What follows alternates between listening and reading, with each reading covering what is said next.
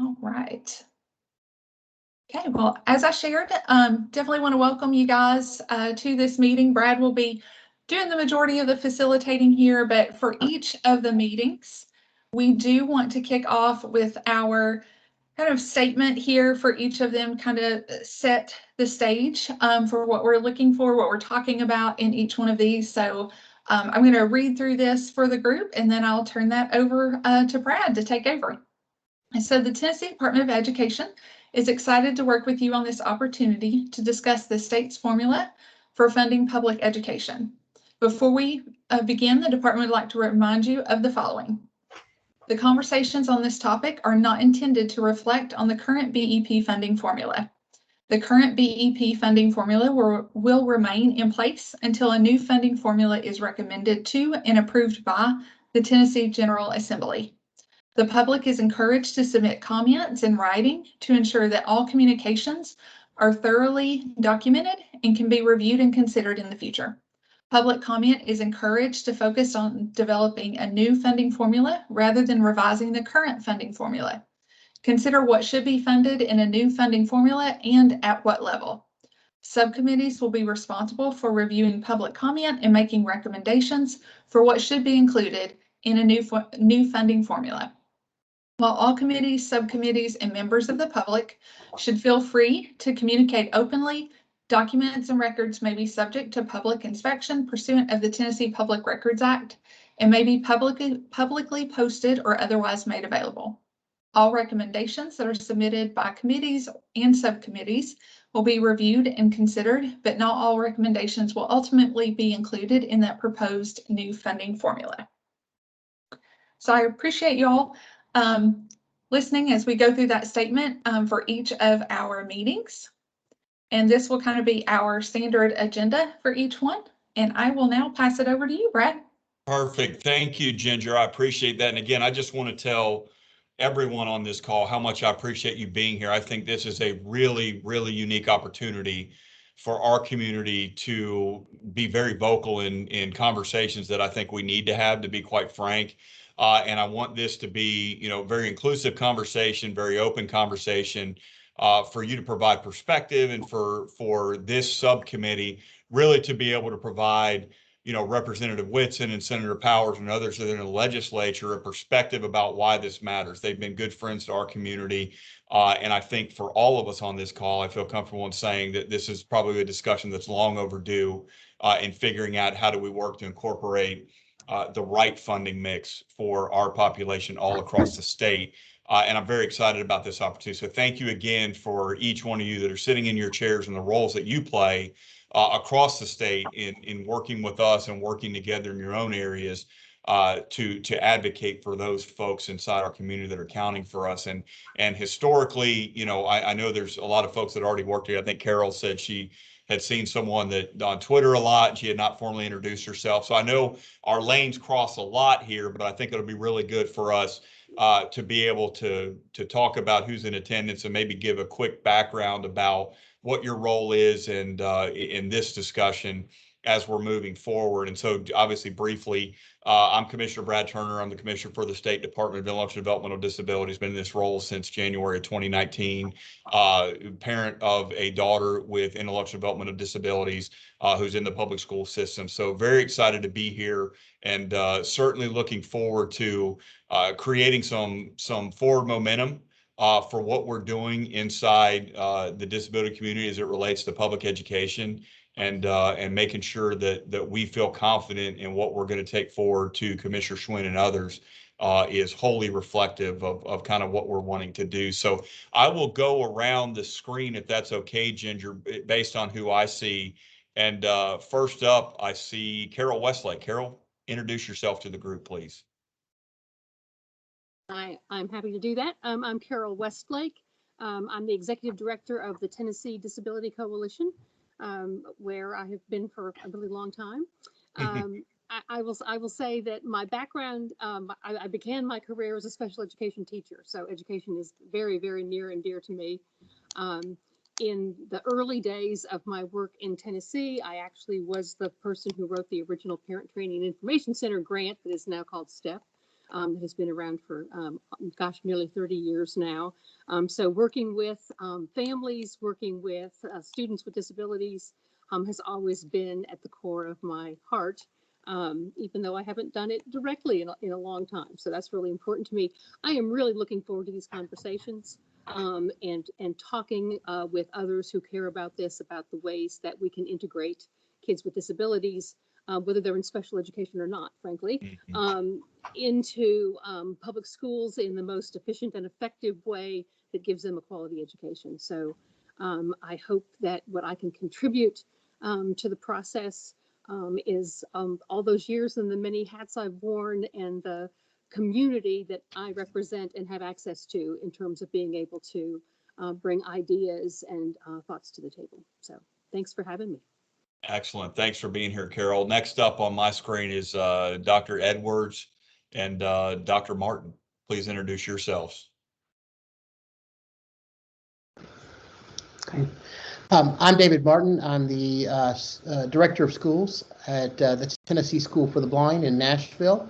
And I'm in the this is my 5th school year in that role. And we serve students from all over the state at the school, both through our residential and day school programs. We also have an outreach program. We're currently serving about 105 districts and 190 students through itinerant teachers, both for teachers of the visually impaired and orientation and mobility services. And then we also have the Blind and Visually Impaired Resource Center, where we provide Braille and large print assistive technology for students across the state. We also manage all of the federal quota funds for students with the visual impairments. I came from a gen ed background before coming to TSB. I am not a vision expert, but at the time they really needed somebody that understood school. And so but I've learned a lot about vision. I am a certified special education teacher. So I'm hoping that I can bring the voice. We're also, both Sandra and I are also very well networked with the other directors of schools throughout the state. So we've already sent out calls that we would like their feedback that we could pass on to the subcommittee. So with that, I'll hand it over to Sandra. Hi, I'm Sandra Edwards, and I am the new TSD Director of Schools. We have 3 campuses across the state, one in Jackson, one in Nashville, and one in Knoxville. So that's a new role for me. However, I've been in deaf education for 30 plus years, and I'm a former superintendent at the Mississippi School for the Deaf. So I have about 15 years experience as a superintendent, and then principal prior to that, and then teacher prior to that. So deaf ed is in my heart, and I feel like many times these students are underrepresented when we start discussing things related to their needs educationally. I'm also a product of a deaf father and a hearing mother, so it probably goes back even further than 30 years because I'm 56. So I would say that it's probably been 56 years worth of experience in working with or alongside deaf individuals, but 30-something years in education of deaf students. I'm excited about the discussions and the things that I can bring to the table. We too have a comprehensive educational resource center looking to set up hubs at all 3 campuses across the state. Right now it's just in Knoxville, and we provide consultation, assistance with environments within the local districts for students, support for students, assessments, appropriate assessments for deaf and hard of hearing students. So I'm excited to be here and appreciate the opportunity. And we'll normally be joining these meetings individually. We just happen to be in together for a meeting today. So. No problem. That's two brains are better than one, right? Excellent. Thanks for joining us. Appreciate what you guys do in serving students. So thank you. Next up, Jen, is it Apriya? I hope I said your name right. If I didn't, I apologize. But Jen, would you introduce yourself to the group? Yeah, you got it right. I'm Jennifer. Good. And I am a parent to a child with intellectual and developmental disabilities. I also, my role as my professional role is I work for the ARC of Tennessee as the Director of Family Engagement and Special Education, which is a project funded through the Department of Ed to work with schools across the state. And I also serve on the Williamson County School Board now for the last year. So I have a couple different hats I can throw in and different perspectives, but looking forward to working with everybody. Awesome. Thanks, Jen. Leanne Simmerman. Hi, everyone. I'll apologize ahead of time if my sound is bad. I'm actually on a field trip. So I am a teacher of the gifted. I am in Maury County Public Schools, which is Columbia. I am also president of the Tennessee Association for the Gifted. So I'm here representing that population of special education. Thrilled to be here, thrilled to have a seat at the table, to be a part of the conversations. I'm very much looking forward to gaining the access into what our communities are thinking about where we're going and how we are perceived as needs there. And I hope I bring a voice for students that sometimes are seen as they'll be okay regardless of what we do. So they're low on the priority list maybe, but also some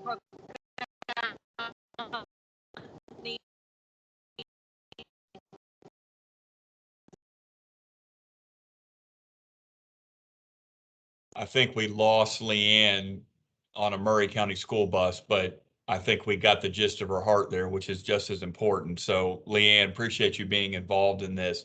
Lori Smith, would you introduce yourself to the group? Sure. Can you hear me? We can. Okay, great. So my name is Lori Smith.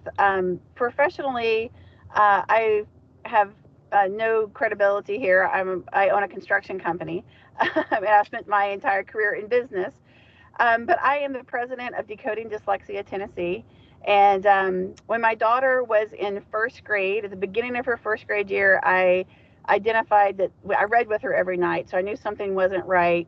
I expressed that concern at her school. That led to a year of me being told I was just overly obsessing about her. That led to a second year of being told they couldn't figure out why she couldn't read. In her third grade year, we had her outside assessed and discovered that she was dyslexic. And then we learned that our very progressive school district had no idea what dyslexia was or how to handle it, and absolutely no interventions in place. After advocating, I've been very involved with our local school district through both their philanthropy and donations and as a business partner. And so I thought that would be an easy fix. I discovered it wasn't. And so after a year of trying to work with my school district, I went to Representative Joe Pitts, and we wrote the 2016 Say Dyslexia law that would provide for students to be assessed and then provided the proper intervention. I became very involved with Decoding Dyslexia at that point and helping parents advocate at the grassroots level.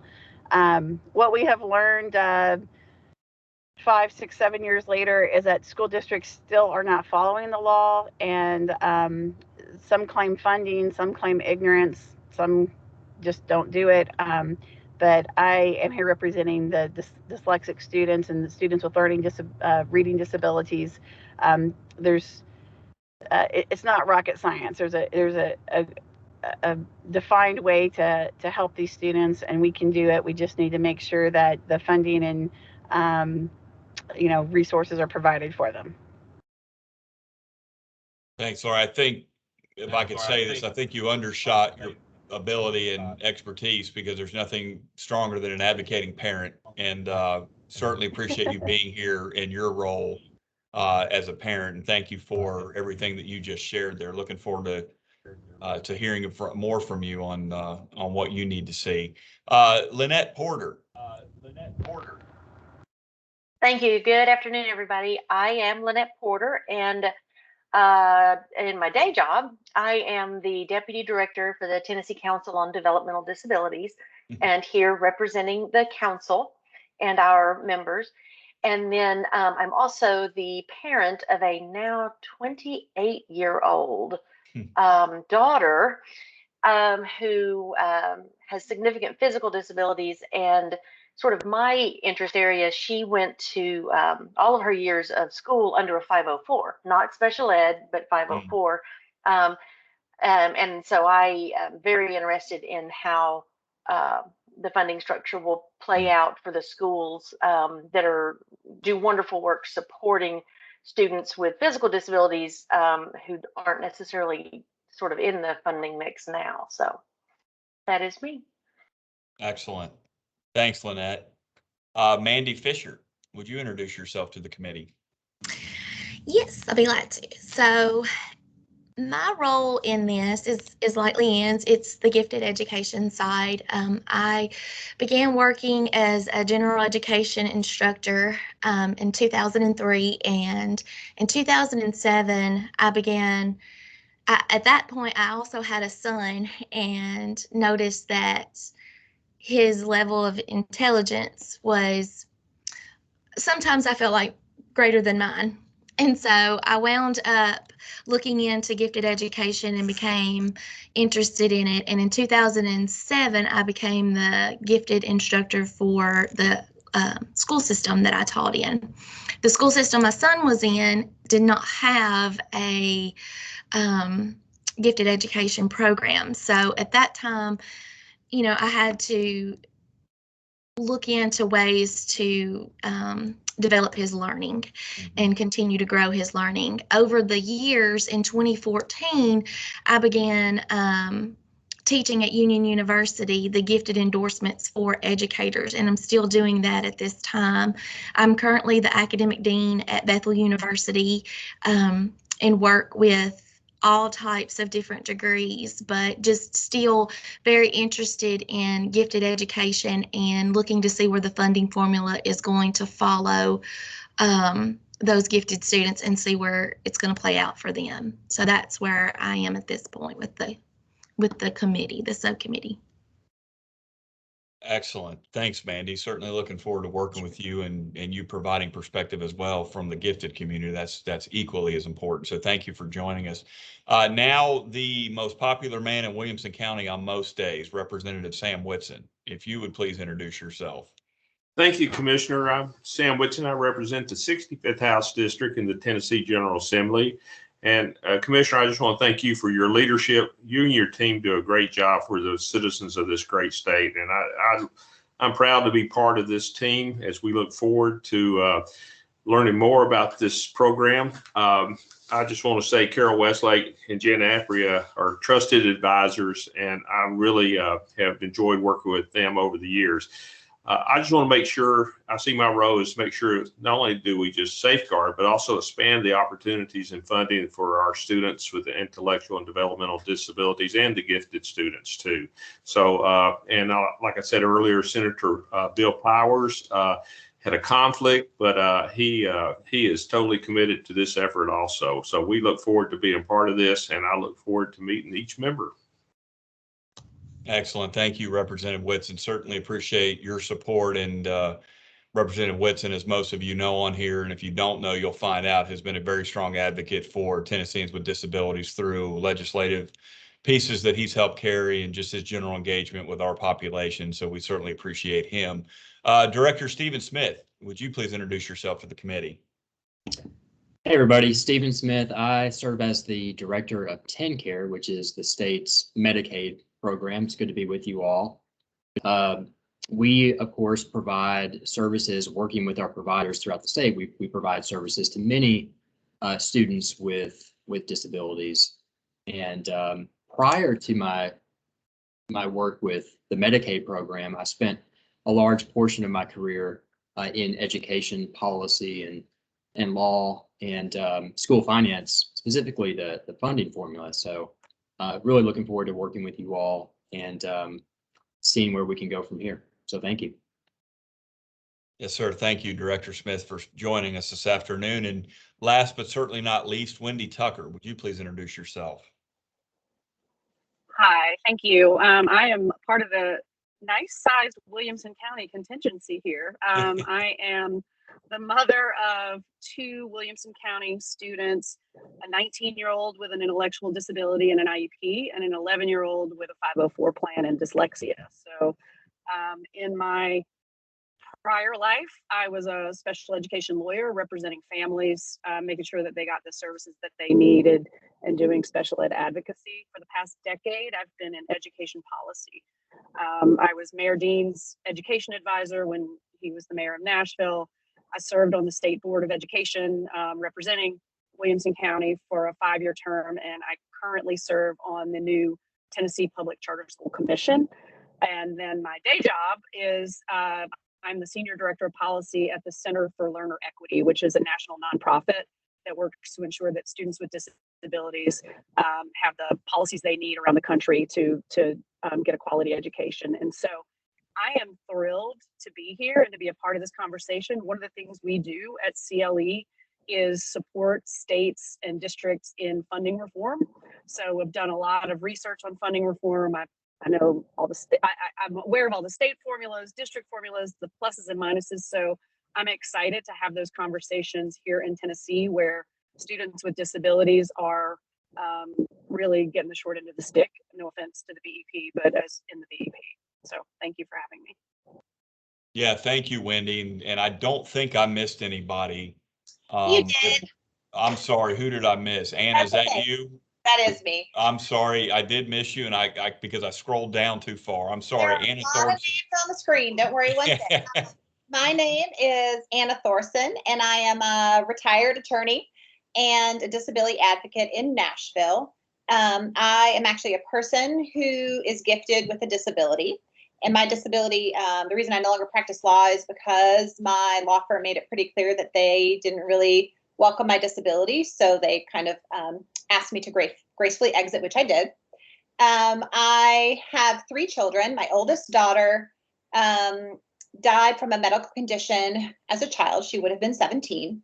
My now 15-year-old is in Metro Nashville Public Schools. She has an IEP for gifted, and she also is in the process of being identified as having other health impairment for some health conditions that she has, including PTSD.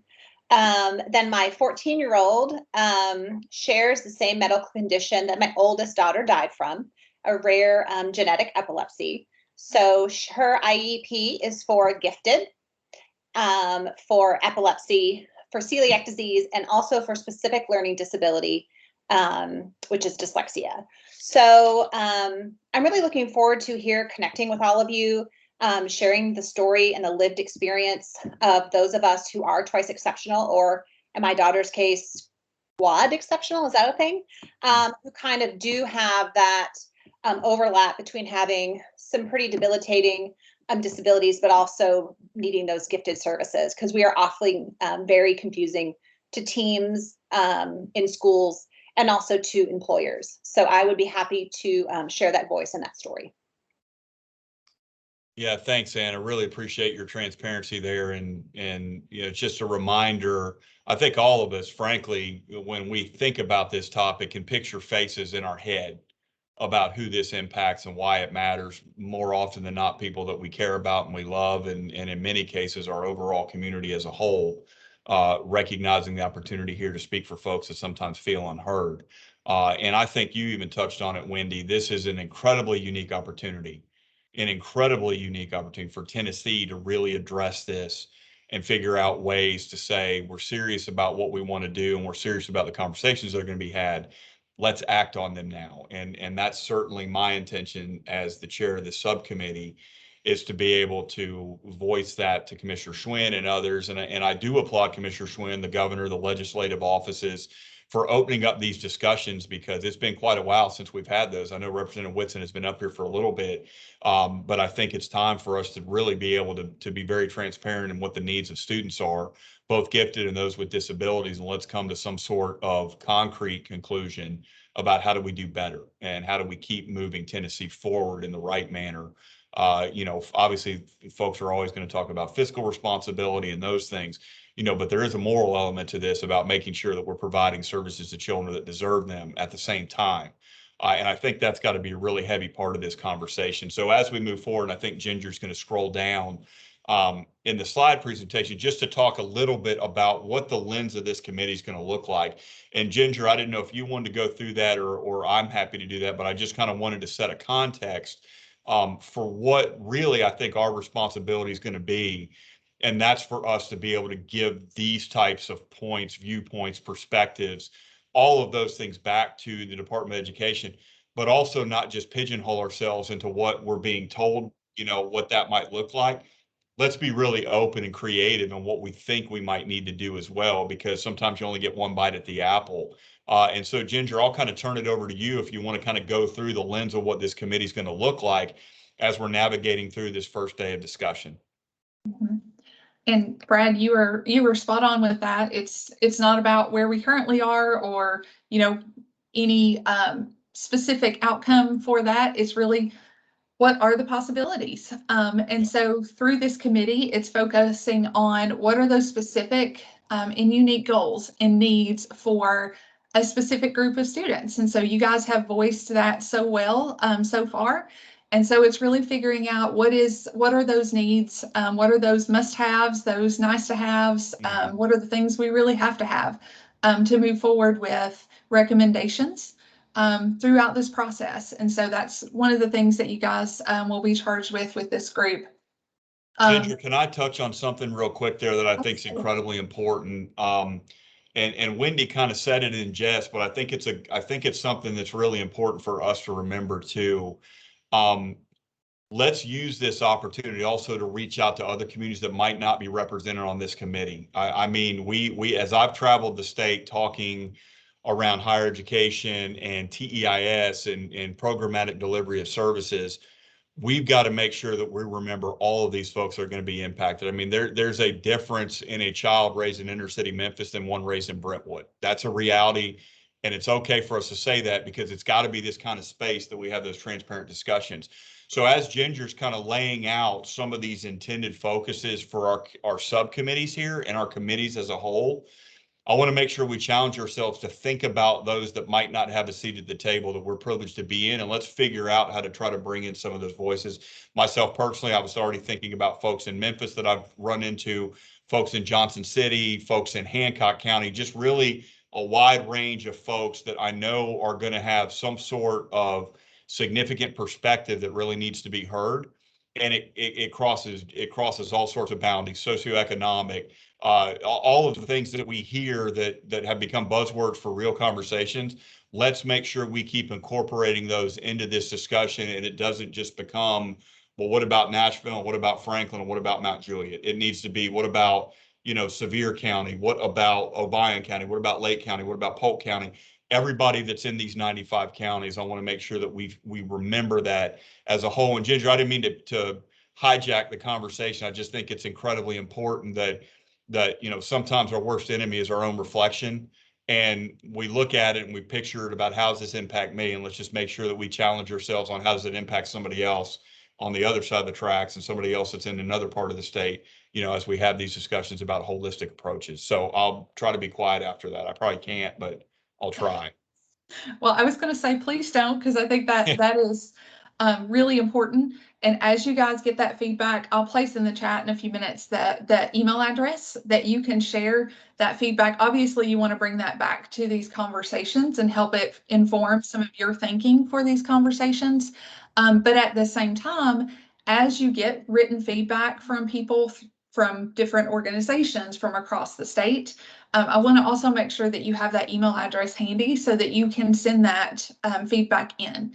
Because one of the processes that we'll be using is we're coming through all of that feedback. A paralegal will go through and code all of that and then share that back with the various subcommittees.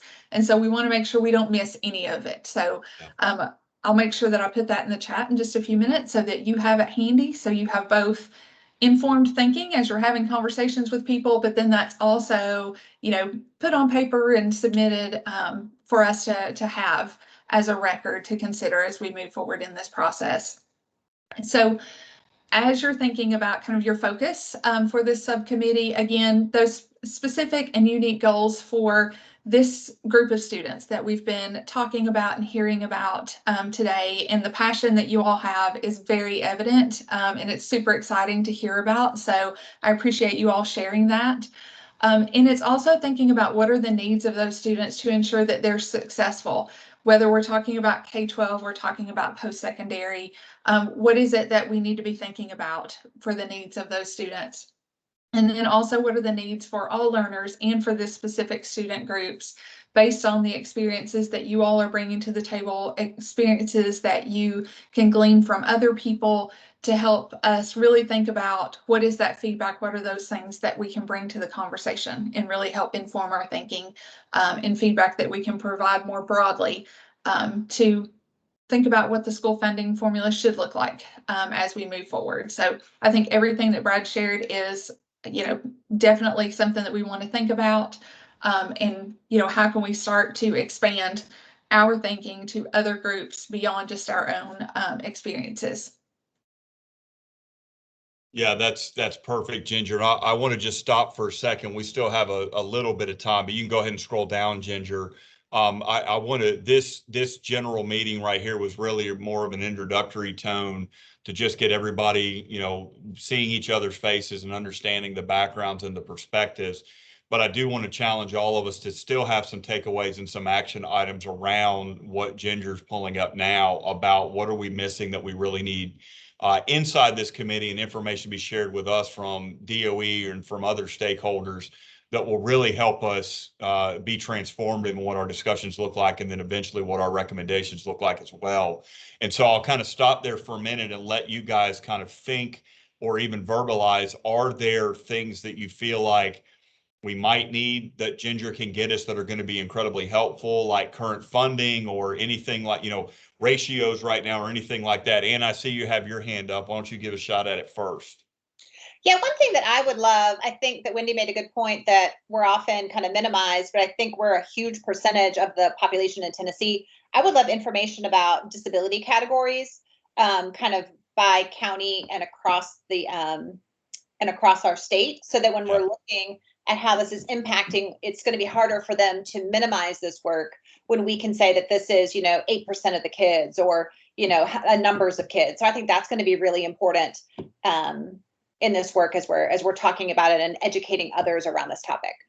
Yeah, it's a good point. And maybe I'm piggybacking off it a little bit, because when I was asking that question, I was challenging myself in that. One of the things that I wanted to do some digging on was, what is the average student spend right now in all 95 counties, and correlate that with, well, how many students have IEPs or are 504s, whatever that might look like, and help me get an idea, Ginger, about, well, what is the current funding for students with disabilities in Hancock County versus Davidson versus Wilson, or whatever that might look like. And I don't know if that's an easy lift or not, but I think it might be important for us to be able to advocate kind of what you just said there, Anna, to say, listen, 26% of the students in Tennessee identify or have some form of disability or gifted diagnosis, but we're underfunding compared to XYZ, a traditional student or something like that. I think there might be value in our advocating on understanding what that looked like. Jen, you have anything to add to that too, Jenna Priya? I think Jen, there you go. Yeah. Mute button got you. So yeah, not necessarily to add to that, but I guess along the same lines, I was just looking through the materials, and one of the things that I think would be helpful, I know there's a link that kind of shows what other states have done as far as student-based funding. Yeah. Is there any way to kind of get, this last year we had the data that came back after the learning loss and all that stuff from COVID, and it showed any discrepancies between different subcategories, and students with disabilities actually outperformed a lot of the other subcategories. And so I was wondering if there's any way to look at that data statewide to see, countrywide, to see if there's any formula in certain states that seems to be working to do that, or I don't know what you kind of get what I'm asking, like, instead of just is the money and the funding they use, but where are they seeing the most success, and which states' formulas are working well for them, especially for this subcategory or for all subcategories. And then the other thing I brought up at a meeting with Scott Meltzer that is kind of like it was kind of touched on earlier in this meeting. It feels a little strange to me to have a subcommittee that's just us. Like, we all kind of are an echo chamber to one another, because we understand the struggles and understand what is important to us to prioritize for students with disabilities in education. But I didn't know if there would ever be an opportunity for us to kind of break off and have like a cross meetup with the other subcommittees, because I think it would be great to have the conversations amongst a wider variety of minds that have different perspectives based on which population they're attempting to serve. And I kind of got the impression that because this is going to be so quick that there wouldn't be a time to do that, but I didn't know if that was something we could try to squeeze in somewhere. Well, it's a good, I mean, sometimes you receive not because you ask not. And if we don't ask about it, then I think that's certainly something, Ginger, we need to document for Commissioner Schwinn or whoever might help make those decisions around not only cross collaboration, but cross discussion and even understanding. To your point, Jen, we don't want this to be an echo chamber, even though it kind of feels like that, as we all know what we're here for. But if they don't know what we're here for, it can defeat the purpose of us trying to advocate. And I think historically that's been the challenge, that others have mentioned, is there's just a general misunderstanding about, well, gifted children will be okay because they're so gifted, and children with disabilities really aren't going to do much. So we don't need to worry about that because it's such a unique subset of the school. So I think your point is well taken. I didn't mean to cut you off on that, but I think it's an important. On that, I had one more thing and then I'll pass it over. So the town halls, I think most have happened. And I feel like in our attempt to reach families and collect this feedback, and I liked what y'all were saying about going and challenging yourself to get into the groups and areas where they don't normally have a voice at the table. I wonder if there's an opportunity to have another set of town halls, if it could even just be by subcategory. Maybe we could reach out in the local areas of these places and maybe get more of an attendance or engagement if there's some kind of a collaborated effort to put out the word a little bit earlier and reach those families that are involved in special education, whether it's gifted or students with disabilities, and elicit that feedback a little bit more clearly. I don't know if we can set that up as a subcommittee, or if that's something the department could maybe look at doing again. It's so crazy because of, we have Thanksgiving and then the winter holidays, and then January's here. So right. I just wanted to see if that was a possibility. Yeah, no, sure. That's all Ginger, obviously she identified her role, and that's all part of it, is documenting these things for conversation and, potentially action items. If there are things that we can operate, execute, that's what we need. So let me go back to Lori first, and then we'll go to Wendy after Lori. Lori?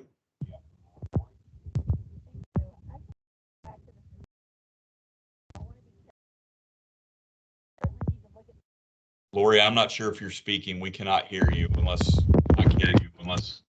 Can you hear me? Yeah, there we go. Okay, so I just wanted to go back to the statistics. I know it's definitely important to look at the students with disabilities, and but I want to be clear that students with reading disabilities are highly unidentified. So I don't want us to say, well, only 3% of students in Tennessee have dyslexia, when we know that percentage is probably closer to 15%, and then allocate funding that way, because there are a lot of students with disabilities, both gifted and learning disabilities, that are not identified, and often because they're in those areas that either the parents aren't educated, or they're poverty areas where they're underrepresented. So I just wanted to make that comment on when we look at statistics. Also, let me say, I'm also adjunct business faculty at Austin P, and I have to walk into a class in about 8 minutes. So if I drop off, I apologize. I've made future arrangements that I won't have to do this, but for this class, I had to be there. No problem. Great point on I don't know if it was Carol or someone earlier that said, myself included, we need to remember not just the seen, but the unseen about students that might have disabilities that have not been identified or acknowledged or ignored, whatever that might be, for whatever reasons. Great point about not just getting so caught up in the ones that are seen, but really the ones that are unseen. and figuring out how to coordinate that messaging and funding too. Wendy? Hi, yeah, I just want to point out that there are a lot of lessons learned around the country with different funding models. There are a lot of experts on those different funding models, how you have to be very careful when you wait so that you don't over incentivize or under incentivize identification for students with disabilities. And I think it would be helpful if we could maybe hear from some of those folks. I know there are materials. I'm echoing, sorry. I know there are materials that I've seen written by folks, but there's Tammy Colby is a professor at University of Vermont. This is her sweet spot. We could reach out to her. We could get some of her writings. I just think we don't want to reinvent the wheel when we can maybe learn from those lessons. Yeah, no, great point. Thank you. I know Ginger documented that. I see Anna's hand up, I think. Anna? Just real quickly, a couple of things. One is we're talking, I've noticed already a lot of gifted or with disabilities. I just want to put a shout out that some of us are complex with a lot of disabilities and gifted maybe one of them. So let's just make sure that we realize that there is overlap there. The other thing when we're talking about those numbers, I did want to ask a question because I think a lot of times they're reported that you just look at that first disability category. That if you have kids who are more complex, that you're just pulling the top one on IEP. So I think that it would be helpful to know information about all disability categories. I don't know how that's available. And then the last one I was going to do is just the same thing that Lori said, is we do need to remember that one of the things I've talked to Commissioner Swin about specifically is that people with dyslexia and under the dyslexia law that Lori worked on is we're even looking at funding for those kids who have characteristics of dyslexia, who may not qualify for 504 or IEPs, but who really do need some funds to go with them so that they can learn to read. So those are my 3 extra points. Thanks. Excellent. No, that's great. And again, I know we got about 10 minutes here.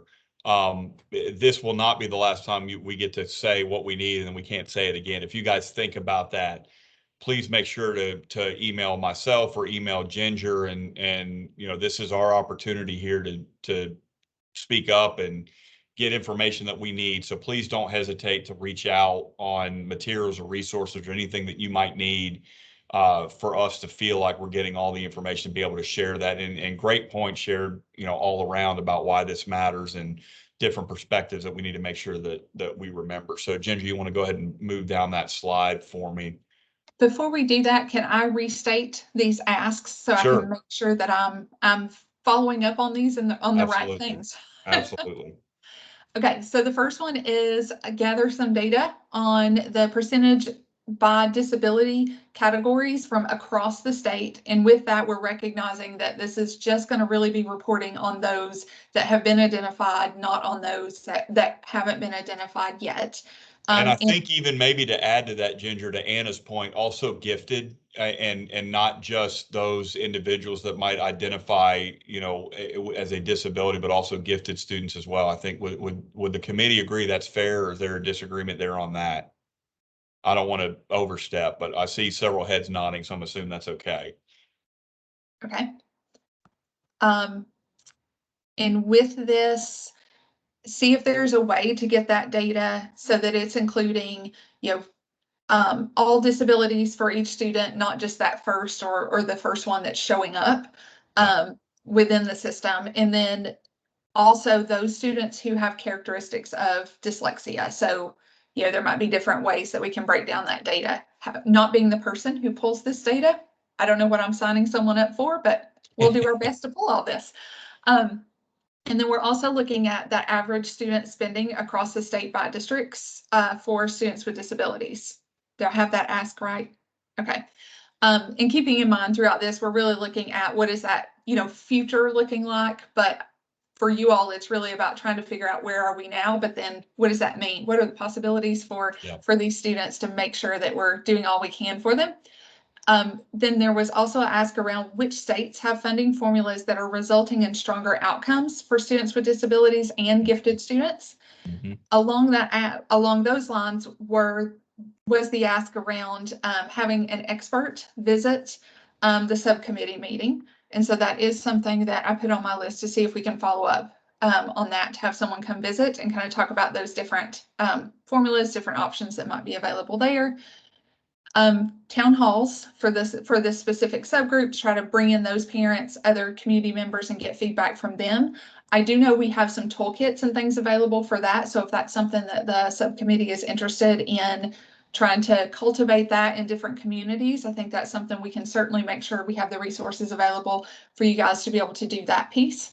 And then the last one is a request for opportunities to do some cross subcommittee conversation, so we don't have this kind of individualized siloed thinking of groups. Did I miss anything? I think I saw something in the chat, so I think I missed something. Yeah, I think Lynette just added students with disabilities also includes students with 504s, not just IEPs. And, got it. But I think you covered everything, Ginger. Nicely done. So let me scroll. I'm going to put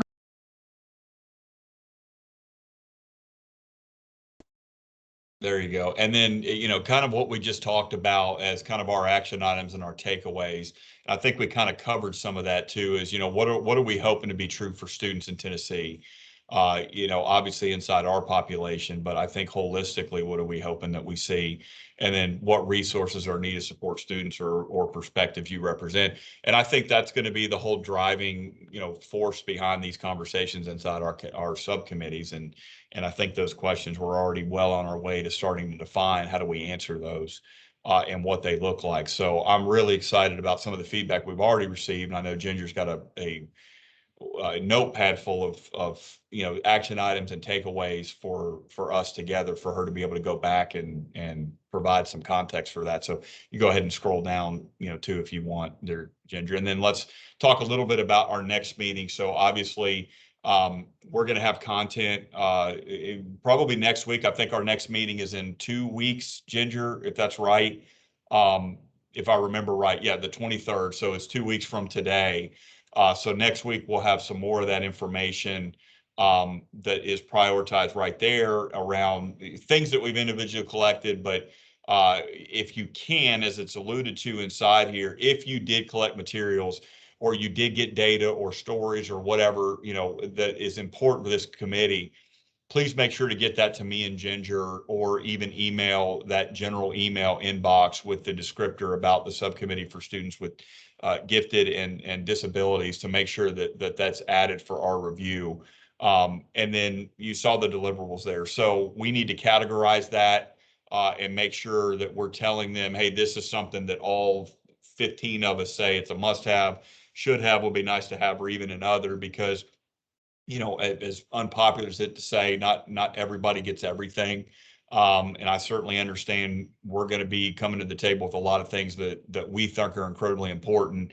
So we got to make sure that we prioritize which ones we view as the must-haves and the ones that would be the nice-to-haves, and let's advocate for that. Let's have conversations around that to make sure that DOE and others understand why these matter. And sometimes, you know, the nice-to-haves for our students are must-haves for other students that are automatically agreed upon. And so we're used to advocating this community. I think that's what we're going to be doing inside this committee as well. And then the guiding question, you know, over the next 2 weeks, how do we want to solicit feedback and or collect feedback and solicit, you know, for information? I think Jen talked about it, potential town halls, you know, other subject matter experts that might be able to provide context in different lanes that we might not be thinking about going down, from other states where it worked, and in other states sometimes honestly that it didn't work. Areas that we learn just don't work for gifted students or for students with disabilities.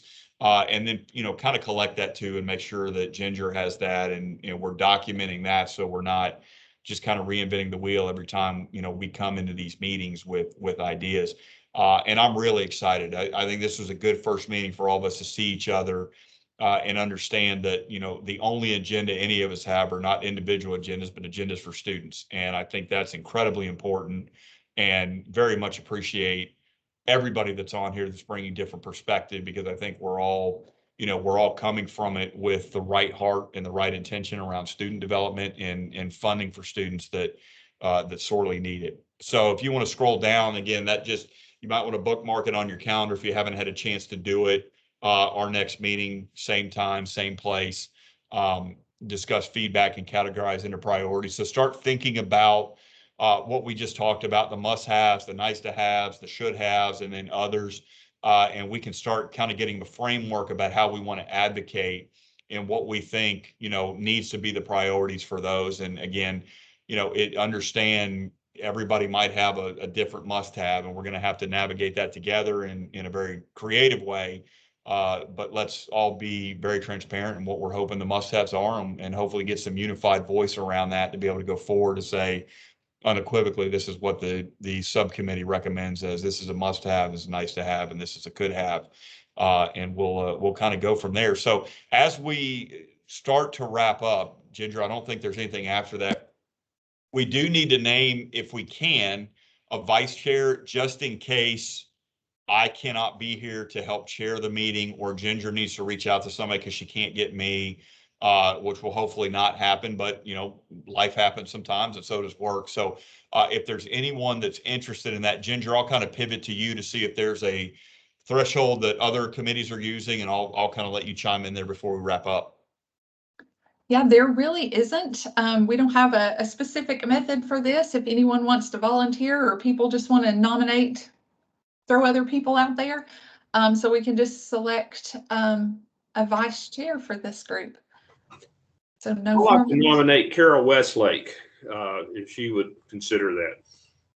Because I've watched her testify, I watched her advocacy. I think she would be an outstanding vice chair. I second that nomination. Carol, are you open to that? I didn't know if you were trying to scramble off mute to say don't do that. I was like, yes, that's right. or private messaging Sam. Yeah. No, I am willing to do that.